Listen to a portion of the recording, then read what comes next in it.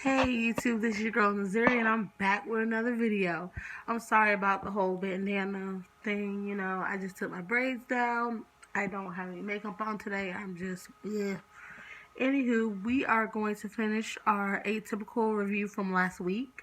So, here we go. Now, where I stopped that last time is where the girls, Cassie and Izzie, are at Clayton. And they're just kind of getting to know each other, and they're realizing basically that both of their moms are unreliable, just poor excuses as parents. And Cassie thinking that Izzie was super uber rich kind of put that barrier between them. Her acting snotty pretty much made it seem like, oh, I'm this uber rich girl, so I don't have to, hang out with you. Come to find out, she's not uber rich. She's actually middle class like Cassie. And, her having to take care of her siblings, they're like, okay, I take care of my brother. You take care of your siblings. So we're like right here with each other. We're right here. We're like neck and neck. I understand you.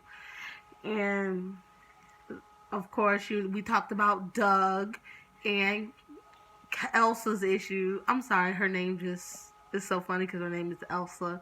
Like in not Let It Go, but Frozen. But skip all of that. After peer counseling, like Sam walks up to Paige, pretty much asking her, would you mind walking me to class? And would you just walk me between second, I believe she said second and third period when the hallways are particularly busy. And then after that she's like, yes. And then Sam in his true form, he just ignores her. He's just like, and she's just going, after he got his answer, he was just like, he shut off his mind.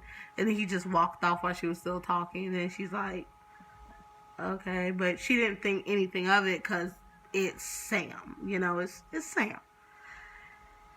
And then Cassie shows up to her boyfriend's house completely wasted. She's like, she just walks in. She has like cake on her hands, and she tells him how some girl baked. I forgot her name. They actually did mention her name, but I forgot. So the girl who hit Sam, even though she really didn't hit Sam, it was more like she tapped Sam and he just fell out. But the girl who hit Sam baked him a cake. They don't show that scene where she goes, where she, she's baking the cake, but pretty much Cassie says, oh yeah, I just stopped at home and got me some cake, and she's licking it off her fingers. She's like pretty much wasted. She's like stumbling over herself and everything. And then it's funny because then she's like, oh, I want to have sex and blah blah blah. And then he's like, okay. She's like, her boyfriend's talking to her, and she's just like looking at herself like she's cute. And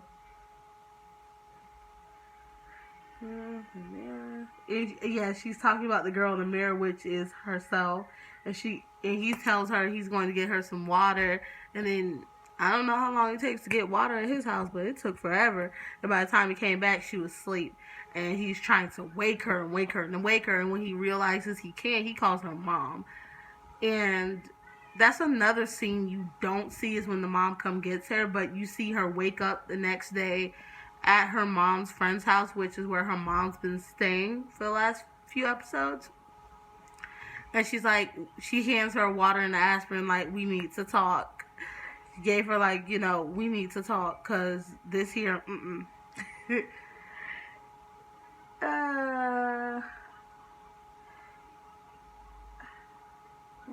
classy.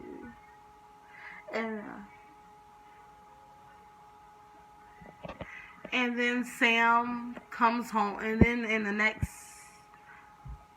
scene, I actually skipped something. I actually went ahead of myself. But in the next scene after that, Sam comes home and he's telling his parents, who are talking, that he wants to go to college now. And even though it's very scary for him, And some of the stuff that we as normal kids have already experienced, he hasn't. He's never been to a sleepover. He's never been away from home for overnight. You know, he's never been without his family 100%.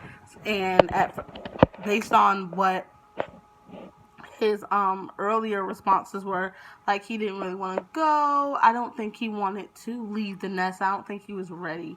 But after the peer counseling group, he was just like, yeah, I want to go. And then Doug apologizes because Elsa was, I don't want to say she was pissed, but Elsa is the type where she's like mad and she's like, okay, by the time she gets to the person she's mad at, she's like, okay, look, okay, she's gonna explain it away and be a calm, more mature adult. Unlike myself, when I'm mad, so be prepared for it. And